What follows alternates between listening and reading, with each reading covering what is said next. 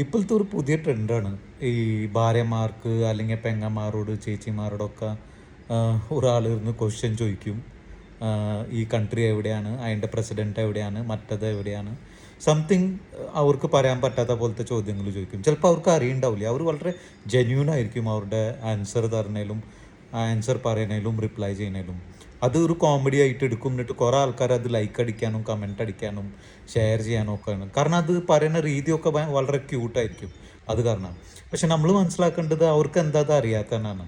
കാരണം അവരുടെ ലോകം വളരെ ചെറുതായിരിക്കും. അവർക്ക് ജസ്റ്റ് അടുത്തുള്ള നാലാൾക്കാർ, ഫാമിലി മെമ്പേഴ്സ്, റിലേറ്റീവ്സ്, അവരുടെ ഫ്രണ്ട്സ്, അതാണ് അവരുടെ ലോകം. അവർക്ക് പുറത്ത് എന്ത് നടക്കുന്നു അതായിട്ട് അവർക്ക് ഒരു ബന്ധമില്ല.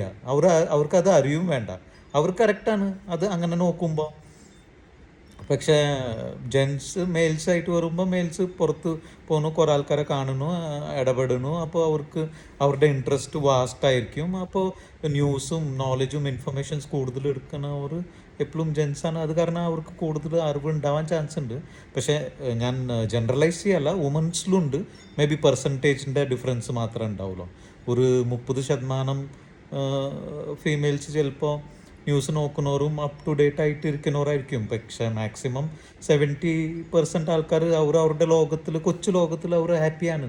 എന്നിട്ട് അതല്ല വേണ്ട, സന്തോഷം ഹാപ്പിനെസ്സൊക്കെ ആണ് നമുക്ക് വേണ്ട. അല്ലാണ്ട് ഉഗാണ്ടയുടെ പ്രസിഡന്റ് ആരാണ്, തായ്ലൻഡ് ക്യൂൻ ആരാനൊക്കെ അറിഞ്ഞിട്ട് നമുക്ക് വല്ല കാര്യമുണ്ടോ?